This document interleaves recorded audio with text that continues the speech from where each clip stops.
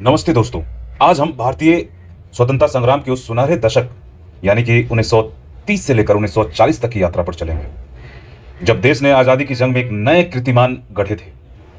यह वह दौर था जब गांधी जी का नमक सत्याग्रह, सविनय अवज्ञा आंदोलन और पूना पैक्ट जैसे ऐतिहासिक कदमों ने ब्रिटिश शासन को हिलाकर रख दिया था। गोलमेज सम्मेलन से लेकर भारत शासन अधिनियम और प्रांतीय चुनावों तक इस दशक ने स्वराज की मांग को और बुलंद कर दिया था दोस्तों। सुभाष चंद्र बोस की क्रांतिकारी लहर, मुस्लिम लीग का लाहौर प्रस्ताव और व्यक्तिगत सत्याग्रह ने आजादी के सपने को और भी करीब ला दिया था। लगभग इन्हीं सारी घटनाओं के बारे में आज हम बात करेंगे दोस्तों। ये एक ब्रीफ आप देख सकते हैं, लिस्ट ऑफ टॉपिक्स हैं जिसे हम आज के वीडियो में कवर करने की कोशिश करेंगे। दोस्तों, सबसे पहले हम देखते हैं नमक सत्याग्रह। कल्पना कीजिए, एक चुटकी नमक ने पूरे देश में क्रांति की चिंगारी जला दी थी। 1930 में महात्मा गांधी ने ऐतिहासिक नमक सत्याग्रह का नेतृत्व किया था। 240 मील की दूरी तय कर अरब सागर के तट पर नमक बनाकर गांधी जी ने ब्रिटिश नमक के खिलाफ बगावत की थी। यह सिर्फ नमक की बात नहीं थी, यह स्वराज और आत्मनिर्भरता की जंग थी दोस्तों, जिसने लाखों भारतीयों को एकजुट कर दिया था। तो आइए इसके कुछ पृष्ठभूमि के बारे में हम देखने की कोशिश करते हैं कि आखिर में क्या था। ब्रिटिश सरकार ने नमक पर कर लगाया था, जिससे नमक का उत्पादन और बिक्री सरकारी नियंत्रण में थी। यानी कि नमक जो था, नमक चूंकि हम जानते हैं हमारे आम जीवन से जुड़ा हुआ उत्पाद है और इस आम लोगों के जीवन से जुड़ा हुआ उत्पाद है ये, और इसके लिए भी ब्रिटिश इस पे पूरी तरीके से कंट्रोल रखते थे। 1929 के लाहौर अधिवेशन में कांग्रेस ने पूर्ण स्वराज का, जैसा कि हमने अपने पिछले वीडियो में देखा था कि जो लाहौर का अधिवेशन होता है उसमें पूर्ण स्वराज का प्रस्ताव पारित किया गया था दोस्तों।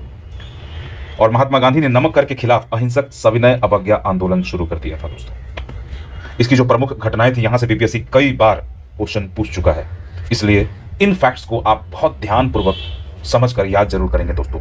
दांडी मार्च, 12 मार्च को यह यात्रा शुरू होती है और 6 अप्रैल तक 1930 तक ये यात्रा चलती है, जो कि साबरमती आश्रम से लेकर दांडी यानी कि गुजरात में जो स्थित है वहां तक की 240 मील की यात्रा है और 78 स्वयंसेवकों यानी कि वॉलंटियर्स के साथ गांधी जी ने यह यात्रा की थी दोस्तों। 6 अप्रैल 1930 को गांधी जी ने दांडी में समुद्र के पानी से नमक बनाकर ब्रिटिश नमक कानून को तोड़ा था और देश भर में लोगों ने समुद्र तटों और नमक भट्टियों पर नमक बनाया था। यह सिर्फ दांडी की बात नहीं है दोस्तों, बल्कि पूरे भारत में यह आंदोलन, यह यात्रा इवन कि बिहार में भी बहुत ही व्यापक रूप से फैला था दोस्तों।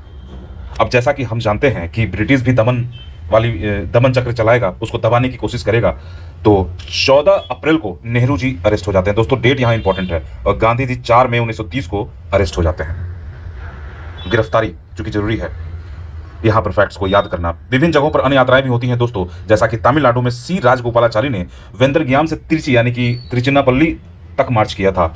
महाराष्ट्र में के.एफ. नरीमन ने मुंबई में नमक बनाया। बंगाल के मिदनापुर में नमक बनाया गया था दोस्तों, और यहाँ पे बोस स्वयं थे, ये आप ध्यान रखेंगे। बिहार और उत्तर प्रदेश में नमक भट्टियों पर भी कब्जा कर लिया गया था और पेशावर में खान अब्दुल गफ्फार खान यानी कि सीमांत गांधी ने सविनय अवज्ञा आंदोलन को बढ़ाया था। धरसना, जो कि बहुत इंपॉर्टेंट है दोस्तों, इसको आपको एकदम से याद होना चाहिए। यहाँ सरोजिनी नायडू के नेतृत्व में नमक भट्टी पर कब्जे की कोशिश और पुलिस ने लाठीचार्ज किया था दोस्तों। ये धरसना वाली जो घटना है, ये इतना विभत्स है कि यहाँ पे पता चलता है कि अमानवीय तरीके से कैसे आंदोलन को दबाया जाता है। और दोस्तों, उन क्रांतिकारियों को आपको सैल्यूट करना चाहिए जिसने यह जानते हुए कि आगे लाठी पड़ने वाली है, वो निहत्थ थे, नमक बनाने के लिए आगे बढ़ते गए और पिटते गए, और साथ में एक शिविर का वहां पे आयोजन किया ताकि घायलों को मदद की जा सके दोस्तों। मणिपुर में उस टाइम में रानी गोइदिनल्यू, थोड़ा मुझे प्रोनाउंसिएशन में दिक्कत आती है इनके, रानी गोइदिनल्यू एक नगा आध्यात्मिक और राजनीतिक नेता थी और मणिपुर में ब्रिटिश शासन के खिलाफ विद्रोह का नेतृत्व किया था दोस्तों इन्होंने। नेहरू ने इन्हें रानी का टाइटल दिया था। और ये बात आपको याद रखना है कि वानर सेना और मंजरी सेना का गठन किया गया था दोस्तों इसी के दौरान। मतलब वानर सेना बच्चों के द्वारा, महिलाओं और बच्चियों के द्वारा मंजरी सेना का गठन किया गया था। और एक और चीज दोस्तों आप याद रखेंगे, जादुई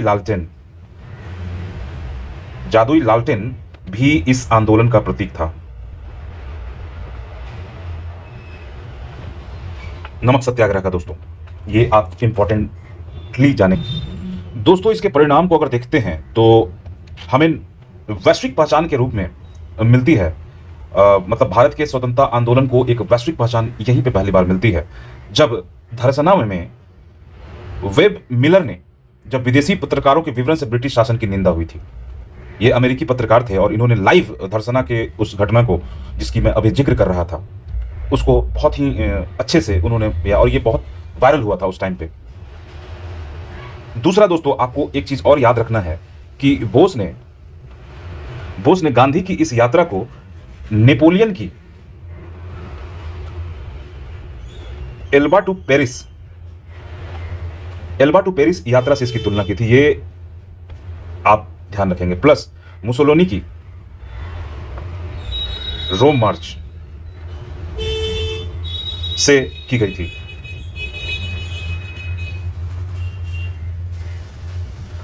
दोस्तों 4 मई को जब यहां हमने देखा कि गांधी जी को गिरफ्तार कर दिया जाता है तो इन्हें यरवदा जेल में भेजा जाता है। यरवदा जेल में, ये फैक्ट है, इसको आपको याद रखना चाहिए। और दोस्तों एक और चीज जो आप नहीं भूलेंगे कि थरसना वाले में सरोजिनी नायडू लीड करती हैं, इनके साथ मनीलाल गांधी भी थे। मनीलाल गांधी भी थे, इनके गांधी जी के ये पुत्र थे और ये भी उस आंदोलन में भाग लेते हैं। दोस्तों अब समय आता है वायसराय की घोषणा, जो कि 31 अक्टूबर 1929 को होती है। भारत को भविष्य में डोमिनियन स्टेट देने की संभावना व्यक्त की गई थी, जो ब्रिटिश साम्राज्य के भीतर स्वायत्त शासन की स्थिति थी। भारत के संवैधानिक भविष्य पर चर्चा के लिए गोलमेज सम्मेलन आयोजित करने का प्रस्ताव दिया गया था और ब्रिटिश सरकार ने भारतीय नेताओं को संवैधानिक सुधारों पर विचार विमर्श के लिए लंदन आमंत्रित किया था। दोस्तों ये वायसराय के द्वारा किया गया था। अब दोस्तों आता है प्रथम गोलमेज सम्मेलन। लंदन में एक भव्य सभा की कल्पना करें दोस्तों, जब भारत का भविष्य तय हो रहा था लेकिन प्रमुख खिलाड़ी गायब थे। 1930 में प्रथम गोलमेज सम्मेलन आयोजित हुआ, जिसमें ब्रिटिश सरकार ने भारतीय नेताओं के साथ संवैधानिक सुधारों पर चर्चा की, लेकिन कांग्रेस की अनुपस्थिति ने इस आंदोलन को अधूरा बना दिया। यह भारत की स्वतंत्रता संग्राम में एक महत्वपूर्ण लेकिन विवादास्पद पड़ाव था। दोस्तों इसका जो उद्देश्य था वो भारत के लिए संवैधानिक सुधारों और भविष्य की शासन व्यवस्था की चर्चा करना था। इसके जो प्रमुख तथ्य हैं जो कि एग्जाम में आपसे पूछे जाते हैं, यह 12 नवंबर से लेकर 19 जनवरी 1931 तक पहली बार चला था दोस्तों, और लंदन इंग्लैंड में यह आयोजित हुआ था। इसका जो उद्घाटन करते हैं जॉर्ज फिफ्थ करते हैं सेंट जेम्स पैलेस में, ठीक है। और रैमजे मैकडोनल्ड इस टाइम पे आपको प्रधानमंत्री दिखते हैं, ब्रिटिश प्रधानमंत्री। कुल इसमें 89 प्रतिनिधि भाग लेते हैं, जिसमें 58 भारतीय और 31 ब्रिटिश शामिल थे। इसमें जो कुछ भारतीय प्रतिनिधि थे दोस्तों, वो मुस्लिम लीग से मोहम्मद अली जिन्ना, आगा खां, मोहम्मद अली, सर मोहम्मद शफी फजहुल हक, ये एक इंपॉर्टेंट नाम है क्योंकि ये बांग्लादेश वाले आंदोलन से जुड़े हुए हैं। हिंदू महासभा BAS मुंजे और MR जयकर थे, और जो रियासतें थीं उससे भी बहुत सारे लोग, नवाब और राजा थे। अन्य में तेज बहादुर सप्रू, श्रीनिवास शास्त्री और चिंतामणि जी थे। सरदार उदय सिंह सिख की तरफ से थे। BR अम्बेडकर को आप नहीं भूलेंगे दोस्तों, ये दलितों, और रट्टा मले श्रीनिवास भी दलित की तरफ से थे। सरदार पंजाब सिंह जो थे वो ईसाइयों का प्रतिनिधित्व करते हैं। दोस्तों इसमें भारतीय राष्ट्रीय कांग्रेस से किसी ने भी भाग नहीं लिया था। इसमें जो प्रमुख चर्चाएं हुई थी दोस्तों, वो संघीय ढांचा के लिए हुई थी और प्रांतीय स्वायत्तता को देने के लिए हुई थी। अल्पसंख्यक प्रतिनिधि यानी कि मुस्लिम, सिख, दलित और अन्य समुदायों को अलग निर्वाचन, सेपरेट इलेक्टोरल देने और प्रतिनिधित्व देने की मांग पर चर्चा हुई थी। डोमिनियन स्टेट देने पर विचार किया गया था, लेकिन समय सीमा पर सहमति नहीं बनी थी। अंबेडकर की मांग थी कि अलग, जो दलितों के लिए अलग निर्वाचन मंडल और विशेष सुरक्षा की डिमांड की गई थी दोस्तों। इसके जो परिणाम हुए थे कि सीमित सफलता मिलती है, कांग्रेस की अनुपस्थिति के कारण कोई ठोस संवैधानिक समझौता नहीं होता है। संघीय ढांचे का प्रस्ताव पास किया जाता है, जिसमें एक अखिल भारतीय संघ का जिक्र होता है, और अल्पसंख्यक मुद्दा जो होता है कि जिससे अलग सेपरेट इलेक्टोरल की चर्चा शुरू हो जाती है, जो बाद में विवादास्पद बनती है। अब दोस्तों इसके जस्ट बाद देखिए क्या होता है। अब चूंकि इस घटना के पीछे का रीजन ये है कि यहाँ पे अंग्रेजों को ये बात पता चल गई थी, उनको ये एहसास हो गया था कि विदाउट गांधी पूरा का पूरा, विदाउट गांधी, विदाउट कांग्रेस, पूरा का पूरा गोलमेज सम्मेलन व्यर्थ है। हम अपनी समय की बर्बादी कर रहे हैं और कुछ नहीं। तो आनंद फानन में गांधी जी को रिहाई दी जाती है। गांधी को 26 जनवरी को 1931 को रिहाई, यरवदा जेल से रिहा कर दिया जाता है। रिहाई के कारण नमक सत्याग्रह के व्यापक प्रभाव और ब्रिटिश सरकार पर बढ़ता दबाव था, क्योंकि नमक सत्याग्रह काफी ज्यादा पॉपुलर भी हो गया था। विदेशों में ब्रिटिशों की बहुत जगहसाई हुई थी, और जो प्रथम गोलमेज सम्मेलन था, राउंड टेबल कॉन्फ्रेंस, उसकी विफलता यह भी मजबूर किया था गांधी की रिहाई के लिए। अब दोस्तों आता है एक महत्वपूर्ण समझौता, जिसके पहले की पर्दे के पीछे की जो बात थी वो थी कि इसकी मध्यस्थता कौन करते हैं। दोस्तों ये बहुत इंपॉर्टेंट है। इसमें मध्यस्थ के रूप में आपको देखेंगे तेज बहादुर सप्रू, वो फर्स्ट गोलमेज सम्मेलन में भाग लेते हैं। ये एक उदारवादी नेता थे और गांधी जी को समझौते के लिए, यानी कि गांधी इरविन समझौते, इरविन जो थे दोस्तों उस टाइम पे वायसराय थे, viceroy of India, Srinivas Shastri ये भी इस जो थे उदारवादी नेता थे, एम आर जयकर ये हिंदू महासभा के नेता थे, जमनालाल बजाज जो कांग्रेस के कोषाध्यक्ष थे, और एक अंग्रेज थे एच डब्ल्यू एमरसन, इनका भी नाम आप याद रखें, वायसराय के ये सचिव थे, और इन्होंने मिलकर गांधी इरविन समझौता में बहुत महत्वपूर्ण योगदान दिया था दोस्तों। अब आता है दोस्तों गांधी इरविन समझौता। जब दो विरोधी ताकतें बातचीत की मेज पर बैठती हैं तो इतिहास रच जाता है दोस्तों। 1931 में गांधी इरविन समझौता हुआ जब महात्मा गांधी और वायसराय लॉर्ड इरविन ने सविनय अवज्ञा आंदोलन को स्थगित करने और राजनीतिक बंदियों की रिहाई पर सहमति जताई थी। यह समझौता केवल एक विराम नहीं था दोस्तों, बल्कि स्वतंत्रता संग्राम में एक रणनीतिक कदम था। इसके कुछ संदर्भ भी थे कि नमक सत्याग्रह के व्यापक प्रभाव और प्रथम गोलमेज की विफलता और ब्रिटिश सरकार पर जो दबाव पड़ता है उसके कारण यह समझौता संभव हो पाता है। जैसा कि हमने देखा 26 जनवरी को यरबता जेल से गांधी की रिहाई होती है और समझौते का समय और स्थान 5 मार्च 1931 को दिल्ली में हस्ताक्षर होता है दोस्तों, 5 मार्च 1931 को। और महात्मा गांधी और वायसराय लॉर्ड इरविन के बीच 17 फरवरी से लेकर 4 मार्च 1931 तक कई दौरों की बातचीत चलती है, तब जाकर 5 मार्च को इस पे साइन होता है दोस्तों। इसका जो प्रमुख बिंदु है वो आपको देखना चाहिए। सविनय अवज्ञा आंदोलन को अस्थायी रूप से जो है वो स्थगित करना पड़ेगा, अस्थायी, यहाँ पे इंपॉर्टेंट है। दूसरे गोलमेज सम्मेलन में भाग लेना, ये कांग्रेस की प्रतिबद्धता थी, ब्रिटिश सरकार की प्रतिबद्धता थी कि नमक सत्याग्रह के दौरान गिरफ्तार किए गए सत्याग्रहियों की रिहाई, व्यक्तिगत उपयोग के लिए नमक बनाने के लिए छूट, शांतिपूर्ण पिकेटिंग होता है दोस्तों कि शराब या फिर नशीले पदार्थों की जहां पर बिक्री होती है वहां पर शांतिपूर्ण धरना प्रदर्शन को पिकेटिंग कहते हैं, की अनुमति, जब्त की गई संपत्ति जो बेची नहीं गई वापस कर लिया, ये बाकी शर्तें थी, जिसके परिणाम होते हैं कि अस्थायी रूप से रुका था सविनय अवज्ञा आंदोलन और गांधी जी ने दूसरे गोलमेज सम्मेलन में भाग लेने के लिए सहमति अपनी जताई थी। संवाद का मार्ग खुल गया था और पूर्ण स्वराज की मांग पूरी नहीं हुई थी और जिसके कारण जवाहरलाल नेहरू जैसे नेता असंतुष्ट थे। हालांकि बाद में ये फिर से शुरू होता है, देखेंगे कैसे। हम लोग बहुत ही दोस्तों धीरे धीरे बढ़ रहे हैं। अगर एक दिमाग में आपको फ्रेम स्ट्रक्चर हो गया, टाइमलाइन आपने पकड़ लिया, तो यहां से क्वेश्चन छूटने की बहुत कम संभावना रहेगी दोस्तों। अब आ जाता है दोस्तों कांग्रेस का कराची अधिवेशन 1931। सरदार वल्लभ भाई पटेल यहां पर आपको दिखते हैं वापस से, जो कि अध्यक्ष के रूप में रहते हैं, और गांधी इरविन समझौते का ये 26 से 31 मार्च तक होता है कराची में। और गांधी इरविन समझौते को यहाँ पे सबसे महत्वपूर्ण इसमें यही था दोस्तों कि इस समझौते को क्वेश्चन सीधा सीधा पूछ देता है कि गांधी इरविन समझौते को किस अधिवेशन में मंजूरी दी गई थी, कराची, लाहौर, इस तरीके से करके ऑप्शन आपको दिया था। ये बात पूछिए कराची दोस्तों। ये अधिवेशन इसलिए भी महत्वपूर्ण है क्योंकि यहाँ पहली बार फंडामेंटल राइट, यानी कि हमारे कॉन्स्टिट्यूशन में जो फंडामेंटल राइट्स की बात की जाती है, जो कि 12 से लेकर 35 तक है, उसकी नींव यहां पे पड़ती है और यह जवाहरलाल नेहरू के द्वारा तैयार किया गया था। ये आपको नहीं भूलना है दोस्तों, जिसमें वही सारी बातें की गई थी जो अभी है, जैसे समानता, स्वतंत्रता, धर्मनिरपेक्षता, मताधिकार, शिक्षा, रोजगार और सामाजिक न्याय की गारंटी, मजदूरों, किसानों के अधिकारों की सुरक्षा, अल्पसंख्यक दलितों के लिए विशेष प्रावधान। और दोस्तों इसी में जो है गांधी जी को दूसरे गोलमेज सम्मेलन के लिए कांग्रेस का प्रतिनिधि चुना गया था दोस्तों। पूर्ण स्वराज की मांग तो जैसे बरकरार ही थी दोस्तों। अब आता है द्वितीय गोलमेज सम्मेलन लंदन में। एक बार फिर भारत के भविष्य पर चर्चा का मंच सजा।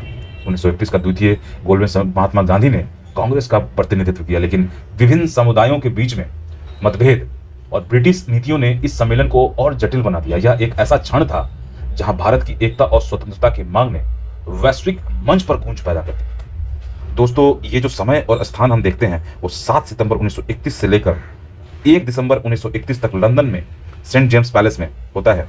प्रथम गोलमेज जो इसकी पृष्ठभूमि थी, जैसा कि हम जानते हैं कांग्रेस की अनुपस्थिति थी और जिसके कारण कोई भी एक मतलब विफल हो गया था। वो गांधी इरविन समझौता हो जाता है 5 मार्च 1931 को और कराची अधिवेशन में गांधी जी को प्रतिनिधि के रूप में दिया जाता है। इसके जो प्रमुख तथ्य हैं दोस्तों वो आपको देखना है कि ब्रिटेन के प्रधानमंत्री उस टाइम पे रैमसे मैकडोनल्ड थे और कुल 107, पहले बार में 89, सेकेंड टाइम में 107, ये आपको डेटा याद रखना है दोस्तों, जिसमें 74 भारतीयों ने भाग लिया था और 33 ब्रिटिश शामिल थे।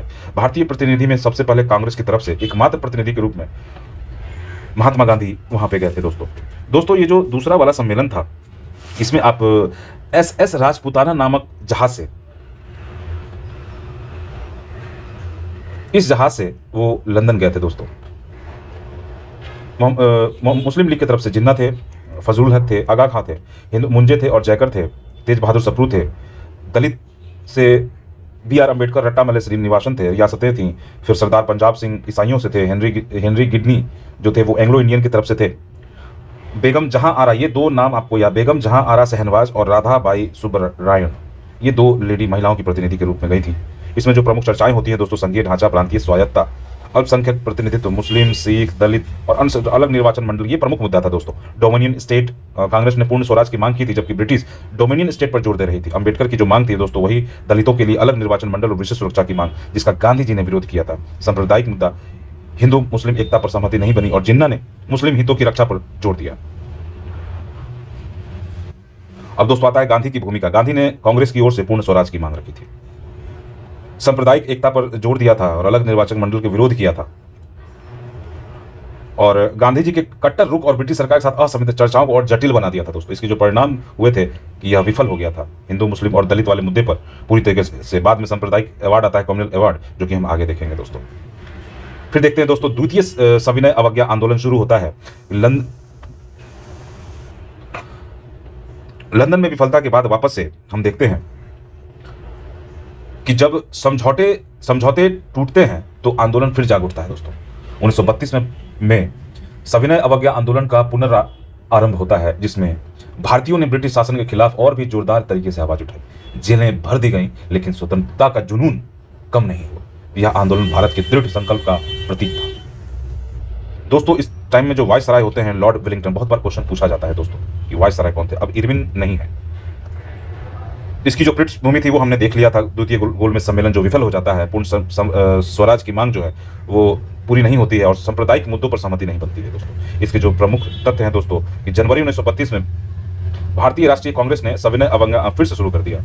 इसका उद्देश्य था कि ब्रिटिश का नमक कर, भूमि कर और अन्य अन्यायपूर्ण कानूनों का विरोध किया जाए, पूर्ण स्वराज की मांग को मजबूत किया जाए, ब्रिटिश सामान विशेषकर कपड़े का बहिष्कार और स्वदेशी को बढ़ावा दिया जाए। प्रमुख जो गतिविधियां थी कि नमक कानून को तो हालांकि ये उतना व्यापक नहीं था जो 1930 में हुआ था। विदेशी वस्त्रों का बहिष्कार, पिकेटिंग, कर न देना और जुलूस और सभाएं। इसकी जो महत्वपूर्ण घटना थी क्योंकि गांधी जी की गिरफ्तारी, ये इंपॉर्टेंट है दोस्तों। 4 जनवरी 1932 को गांधी जी को फिर से गिरफ्तार कर लिया जाता है और यरवदा जेल वापस से पुणे में उनको रखा जाता है।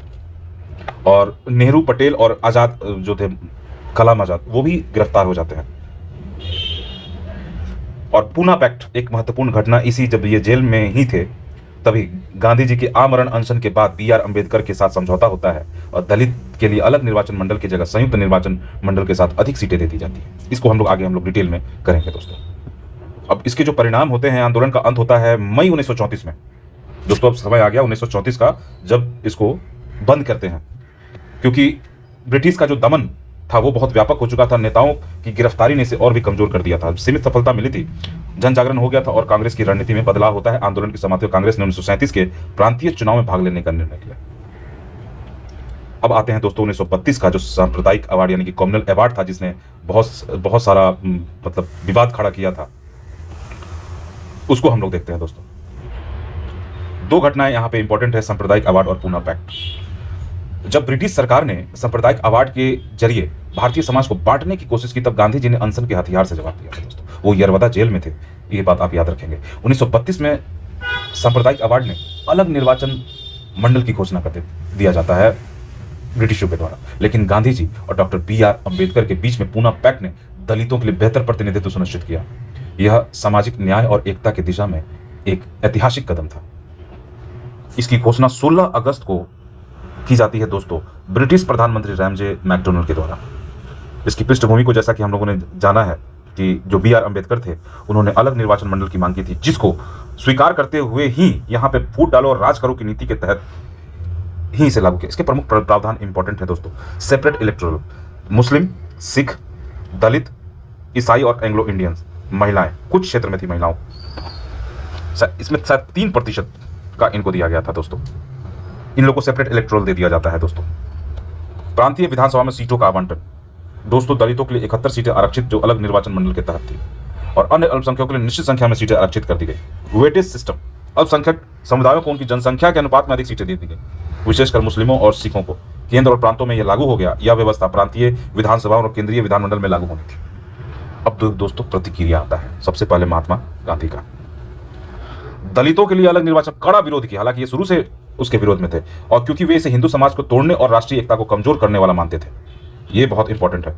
20 सितंबर 1932 को गांधी जी ने यरवदा जेल में आमरण अनशन शुरू कर दिया, जिसका उद्देश्य दलितों के लिए अलग निर्वाचन मंडल को रद्द करना था।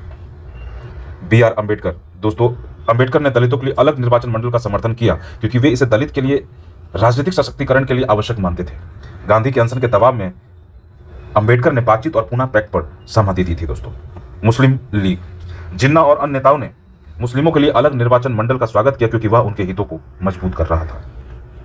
कांग्रेस चूंकि जो सांप्रदायिक अवार्ड को समान रूप से अस्वीकार कर देता है दोस्तों, लेकिन दलितों और अल्पसंख्यकों के लिए आरक्षण पर अलग अलग राय थी। यहां पर भी पटे हुए थे कांग्रेस के अंदर भी। हिंदू महासभा की प्रतिक्रिया और एकता के लिए, हिंदू एकता के लिए खतरा मांगते। अब आता है दोस्तों, यहां पे पता चलता है कि गांधी का जिद बढ़ा या फिर अंबेडकर का जिद बढ़ा। गांधी जी के आमरण अनशन के दबाव में बी आर अम्बेडकर और अन्य नेताओं जैसे एमसी राजा, सी राजगोपालाचारी और तेज बहादुर सप्रू ने यरवदा जेल में इनसे बातचीत की। ये इंपॉर्टेंट नहीं है दोस्तों कि आप ये नाम याद रखें। परिणाम स्वरूप पूना पैक्ट पर हस्ताक्षर हुए, जिसमें दलितों के लिए अलग निर्वाचन मंडल रद्द कर दिया गया। कोई सेपरेट इलेक्ट्रोल, दोस्तों एक चीज आप याद, एक होता है कंबाइंड इलेक्ट्रोल यानी कि संयुक्त निर्वाचन व्यवस्था, और दूसरा होता है सेपरेट इलेक्ट्रोल यानी कि पृथक निर्वाचन। देखिए इसमें क्या होता है कि इसमें है मतदाता के लिए, मतदाता जो है, जैसे मान लीजिए हिंदू मुस्लिम, ये हिंदू है, ये मुस्लिम है और ये मान लीजिए दलित है। अगर ये तीनों जाकर यहां पर दे रहे हैं, मतलब किसी एक ही सेंटर पे और एक ही उम्मीदवार को वोट दे रहे हैं, चाहे वो उम्मीदवार किसी भी एक का हो, तो वो कहलाएगा कंबाइंड इलेक्ट्रोल।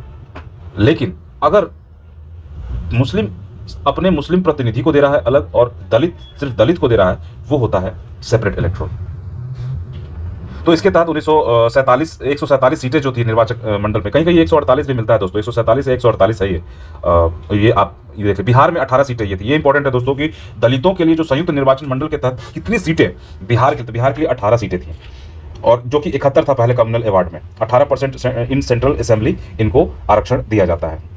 दलित मतदाता सामान्य मतदाताओं के साथ वोट डाल सकते थे, लेकिन आरक्षित सीटों पर केवल दलित उम्मीदवार खड़े हो सकते थे। पूना पैक्ट ने सांप्रदायिक अवार्ड के दलितों से संबंधित हिस्से को संशोधित किया, लेकिन मुस्लिमों और सिखों के लिए अलग निर्वाचन मंडल बरकरार रहे। दोस्तों एक इंपॉर्टेंट नोट है यहाँ पे, लोथियन समिति यहाँ इंपॉर्टेंट हो जाता है, जिसे इंडियन फ्रेंचाइजी कमेटी भी कहा जाता है। इस समिति का, इस कमेटी का गठन 1931 में दूसरे गोलमेज सम्मेलन के बाद भारत में मताधिकार के विस्तार और निर्वाचन क्षेत्रों के निर्धारण के लिए किया गया था। दोस्तों ये इंपॉर्टेंट है, इसलिए आप इसे जरूर। अब आ जाता है दोस्तों तीसरा गोलमेज सम्मेलन। तीसरा गोलमेज सम्मेलन आ जाता है दोस्तों, और हम देखते हैं कि 17 नवंबर 1932 से लेकर 24 दिसंबर 1932 तक लंदन में वही जेम्स पैलेस में रैमजे मैकडोनाल्ड की अध्यक्षता में 46 प्रतिनिधि मात्र, पहले में 89 था दोस्तों, 107 अब 46। ये आप देखिए यहाँ से बढ़ा था फिर कितना घट गया।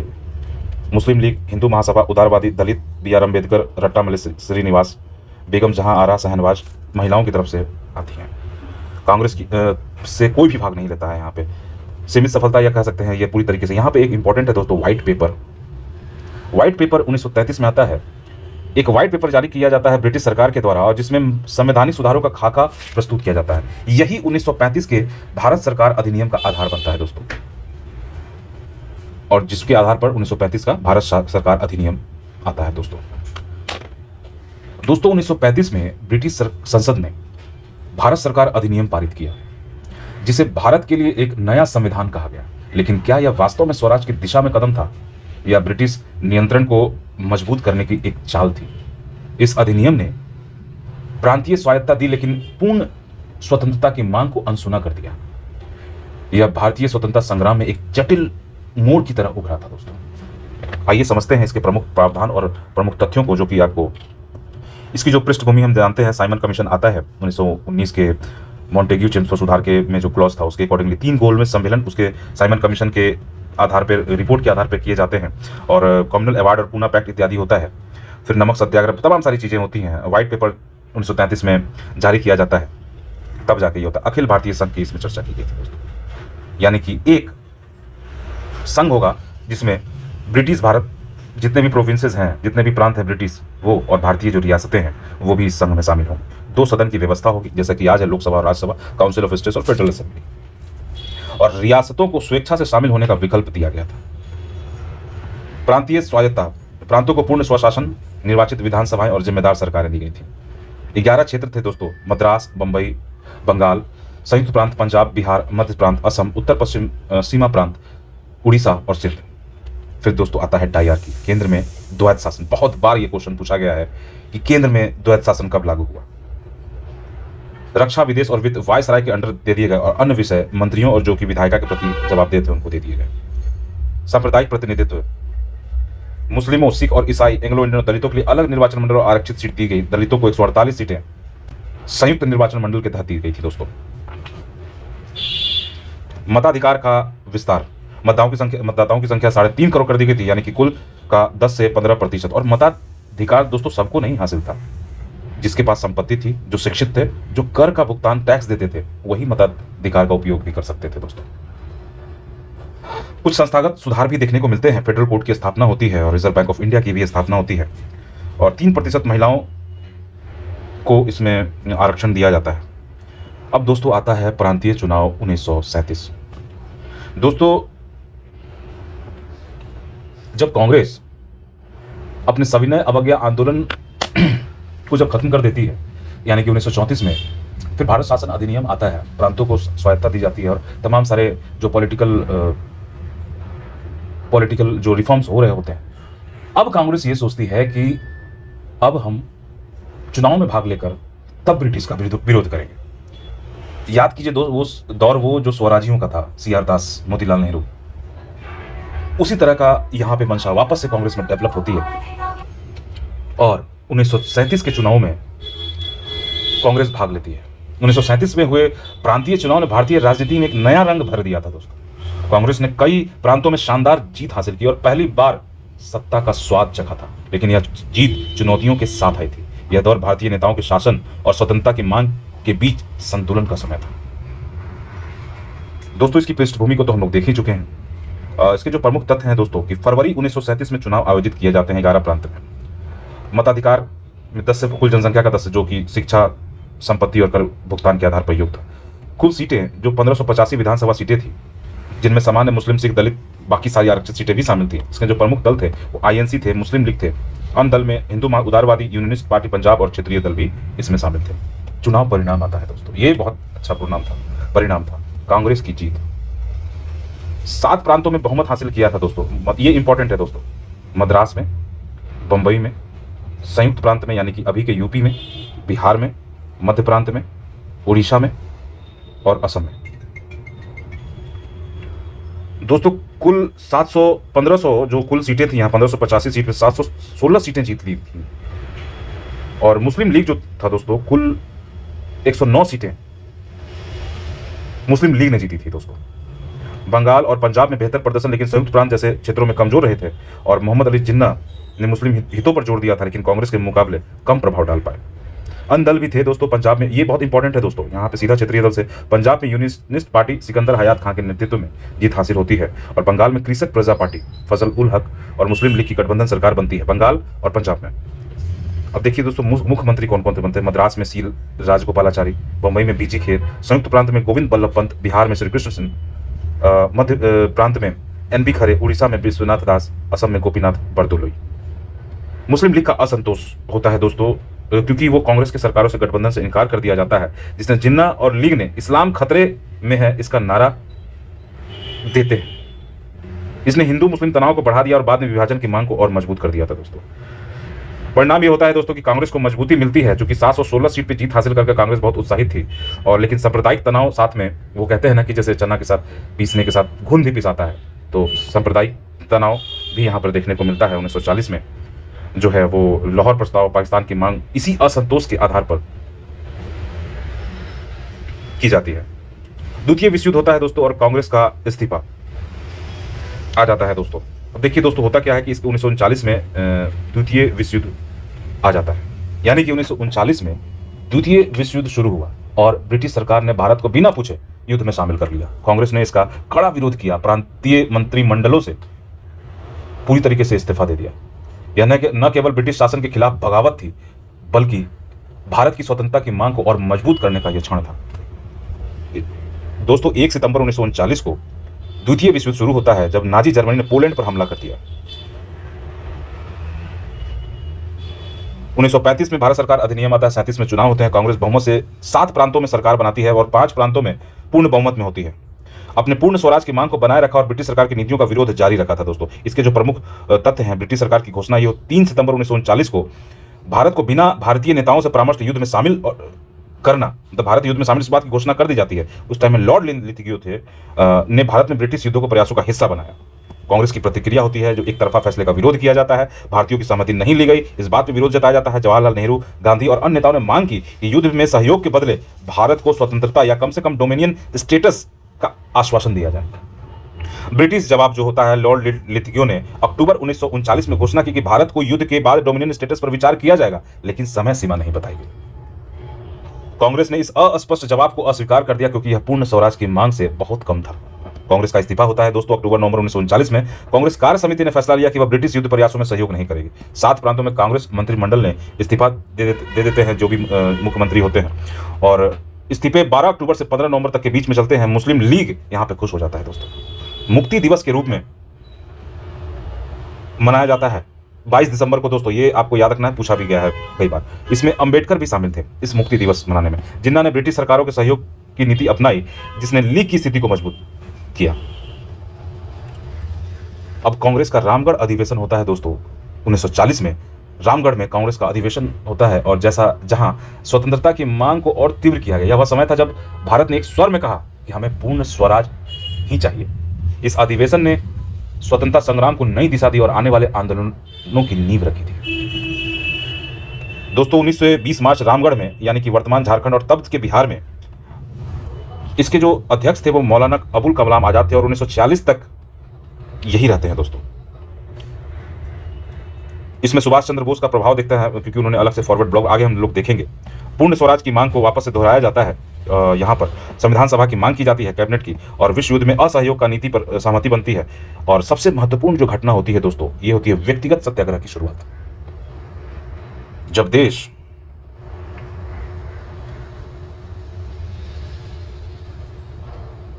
देश युद्ध के साये में था और गांधी जी ने व्यक्तिगत सत्याग्रह शुरू किया। यह एक अनूठा आंदोलन था, जिसमें चुनिंदा लोग ब्रिटिश शासन के खिलाफ शांतिपूर्ण विरोध करते हैं। यह न केवल ब्रिटिश नीतियों के खिलाफ एक चेतावनी थी, बल्कि अहिंसा की ताकत का एक और प्रमाण भी था दोस्तों। सबसे फर्स्ट नंबर पे ये, 2 नंबर पे ये, और 3 सत्याग्रही का नाम आपको याद रखना है।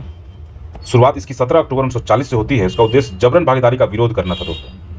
नेतृत्व जो था महात्मा गांधी ने किया था सत्याग्रहियों का चयन, विनोबा भावे पहले, और इन्होंने जो पवनार महाराष्ट्र से शुरू किया था, जवाहरलाल नेहरू दूसरे सत्याग्रही बनते हैं।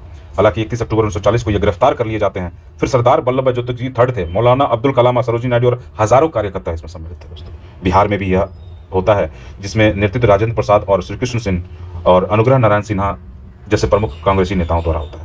अब दोस्तों आता है कांग्रेस का 1937 और 38 का महत्वपूर्ण अधिवेशन, जहां पे सुभाष चंद्र बोस बहुत एक्टिव होते हैं। दोस्तों, सुभाष चंद्र बोस एक ऐसा नाम जिसने स्वतंत्रता संग्राम में आग लगा दी थी। 1937 और 38 में कांग्रेस के अधिवेशनों में बोस ने नेतृत्व किया और तीव्र स्वतंत्रता की मांग उठाई, लेकिन उनके विचारों ने कांग्रेस में मतभेद भी पैदा किया। यह दौर बोस की क्रांतिकारी दृष्टिकोण और स्वतंत्रता के लिए उनके जुनून को दर्शाता है। हरिपुरा अधिवेशन दोस्तों 1937 में होता है, गुजरात में यह स्थित है। इसके अध्यक्ष होते हैं सुभाष चंद्र। प्रमुख जो प्रस्ताव जो पारित किया जाता है वो प्रांतीय सरकारों में भागीदारी की पुष्टि की जाती है। दोस्तों याद रखना है कि यह 37 में हो रहा है, लेकिन गवर्नरों को जो विशेष प्रावधान शक्तियां दी गई थी 1935 के भारत शासन अधिनियम, उसका थोड़ा सा विरोध यहाँ पे देखने को मिलता है। स्वदेशी और खादी को बढ़ावा देने की प्रतिबद्धता जताई जाती है। एक बहुत इंपॉर्टेंट है दोस्तों, राष्ट्रीय योजना समिति का यहाँ पर, जिसके अध्यक्ष जवाहरलाल नेहरू बनते हैं, और स्वतंत्र भारत की आर्थिक नीतियों का खाका तैयार। यही बाद में प्लानिंग कमीशन बनता है, योजना आयोग उसी का आधार था, ये नींव था दोस्तों। त्रिपुरी अधिवेशन देखने को मिलता है दोस्तों, जिसे त्रिपुरी संकट भी कहा जाता है। 8 मार्च से 12 मार्च 1938 तक त्रिपुरी, जो कि मध्य प्रदेश में है, सुभाष चंद्र दूसरी बार चुने जाते हैं। लेकिन यहाँ पे एक विवाद होता है दोस्तों त्रिपुरी संकट में। विवाद के जो कुछ प्रमुख बिंदु थे, अध्यक्ष पद का चुनाव, ये बहुत इंपॉर्टेंट है दोस्तों। किस बात को लेकर विवाद था? बोस ने 1938 में फिर से कांग्रेस अध्यक्ष पद के लिए उम्मीदवारी दी।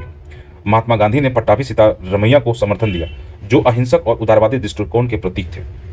बोस ने सीतारमैया को 1580 वर्सेस 1377 मत यानी कि 1580 ये लाए और 1377 सीतारमैया लाए हराया, जो गांधी जी के लिए व्यक्तिगत और राजनीतिक हार थी और उन्होंने अपनी प्रतिष्ठा से इसे जोड़ा था। वैचारिक मतभेद दोस्तों, इस टाइम पे क्या हुआ था कि जो बोस की रणनीति थी वो थोड़ा रेडिकल होती जा रही थी। बोस ने ब्रिटिश सरकार को 6 महीने का अल्टीमेटम देने की मांग की थी, जिसमें स्वतंत्रता न देने पर व्यापक सविनय अवज्ञा आंदोलन शुरू हो, और उन्होंने समाजवादी नीतियों, भूमि सुधार, औद्योगिक और रियासतों में लोकतांत्रिक आंदोलनों का समर्थन किया।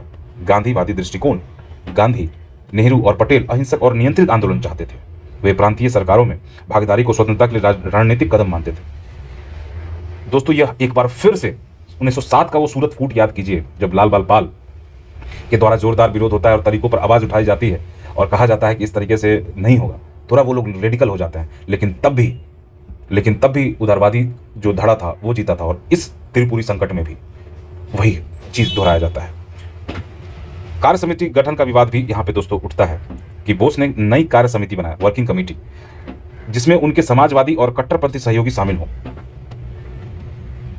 वो नई कमेटी बनाना चाह रहे थे और गांधी समर्थक नेताओं पटेल, नेहरू, आजाद और जो राजेंद्र प्रसाद थे ने बोस की कार्य शामिल होने से इनकार कर दिया था, क्योंकि वह उनकी आक्रामक नीतियों से असहमत थे। अब दोस्तों आता है गोविंद वल्लभ पंत का प्रस्ताव। संयुक्त प्रांत के नेता गोविंद वल्लभ पंत ने एक प्रस्ताव पेश किया, जिसमें मांग की गई कार्य समिति का गठन गांधी के परामर्श से हो।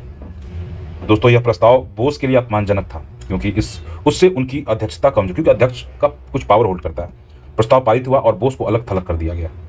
त्रिपुरी संकट, बोस ने इस्तीफा दे दिया। दोस्तों, कार्य समिति गठन असफलता और गांधीवादी नेताओं के असहयोग के कारण 29 अप्रैल 1939 को कांग्रेस अध्यक्ष पद से इस्तीफा दे देते हैं और राजेंद्र प्रसाद को अंतरिम अध्यक्ष नियुक्त किया जाता है। ये दोस्तों इंपॉर्टेंट है, इस्तीफे के बाद कौन थे। फिर फॉरवर्ड ब्लॉक की स्थापना बोस ने 3 मई 1939 को कांग्रेस के भीतर फॉरवर्ड ब्लॉक की स्थापना करते हैं, जो समाजवादी विचारधारा और सक्रिय प्रतिरोध को बढ़ावा देता है। फॉरवर्ड ब्लॉक ने युवाओं और कट्टरपंथी कार्यकर्ताओं को आकर्षित किया, लेकिन कांग्रेस के मुख्यधारा नेतृत्व से अलग थलग रहा। अब दोस्तों देखते हैं 1940 में मुस्लिम लीग का लाहौर अधिवेशन। 1940 में लाहौर में मुस्लिम लीग का अधिवेशन होता है, जहां पे पाकिस्तान प्रस्ताव पारित किया जाता है। यह वह क्षण था जब भारत के भविष्य में एक नया सवाल उठा, क्या देश का बंटवारा होगा। इस अधिवेशन ने स्वतंत्रता संग्राम में एक नया और जटिल आयाम जोड़ा था। दोस्तों, 22 मार्च से 24 मार्च तक लाहौर में यह होता है। इसके अध्यक्ष मोहम्मद अली जिन्ना होते हैं। जो लाहौर प्रस्ताव था, उसकी प्रमुख जो मांगे थी दोस्तों, वो मुस्लिम बहुल क्षेत्रों के लिए स्वायत्तता थी। भारत के उन क्षेत्रों में जहां मुस्लिम बहुसंख्यक हैं, यानी कि उत्तर पश्चिम क्षेत्र, पूर्वी क्षेत्र यानी कि बंगाल, पंजाब, सिंध, उत्तर पश्चिम सीमा प्रांत और बंगाल, स्वायत्त और संप्रभु इकाइयां बनाई जाए। ये क्षेत्र स्वतंत्र राज्य होंगे, पूर्ण स्वायत्तता होगी। अलग राष्ट्र की अवधारणा। प्रस्ताव में कहा गया कि हिंदू और मुस्लिम 2 अलग अलग राष्ट्र हैं, जिनमें धार्मिक, सांस्कृतिक और सामाजिक मूल्य भिन्न हैं। यह दो राष्ट्र सिद्धांत जो था का आधार बनाओ, जिसने मुस्लिमों के लिए अलग राष्ट्र पाकिस्तान की मांग को औपचारिक रूप दिया था। संविधान सभा पर असहमति लीग ने जताई थी। मुस्लिम हितों की रक्षा के लिए वो हमेशा पुरजोर कोशिश करता ब्रिटिश सरकार के साथ सहयोग के लिए, अगर मुस्लिम हितों को मान्यता दी जाती है तो। प्रस्ताव का जो मसौदा था दोस्तों, फजल उल हक बंगाल के नेता ने पेश किया था। पाकिस्तान शब्द का कोई उल्लेख नहीं था दोस्तों। स्वतंत्र राज्य, इंडिपेंडेंट स्टेट का उल्लेख था, जिसे बाद में अलग राष्ट्र के रूप में व्याख्या किया गया था। पाकिस्तान शब्द का पहला प्रयोग कहाँ होता है, इसको अब देखते हैं। पाकिस्तान शब्द का पहला उपयोग 1933 में होता है दोस्तों, चौधरी रहमत अली के द्वारा।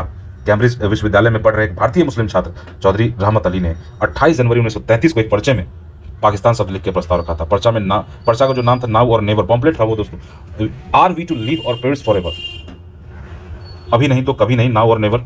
रहमत अली और उनके सहयोगियों ने मुस्लिम बहुल क्षेत्रों के लिए एक अलग राष्ट्र की मांग की थी दोस्तों। ये उसी का आधार बनता है। तो दोस्तों, ये था, हम 1940 तक की घटनाओं तक पहुंच गए हैं। आगे की घटनाओं जो भी घटेंगी वो बहुत इंपॉर्टेंट होने वाला है। हो सकता है मैं कोशिश करूंगा कि छोटे छोटे वीडियो लाए जाए, ताकि आपका इंटरेस्ट और एक डिटेल एनालिसिस आपका उस पर बना रहे। दोस्तों, वीडियो को प्यार देने के लिए बहुत बहुत धन्यवाद, और इसी तरह से आप जुड़े रहिए, और 71वीं बीपीएससी के इस एलिफेंट सीरीज को इस कदर प्यार देने के लिए बहुत बहुत धन्यवाद। मिलते हैं हम लोग अगले वीडियो में।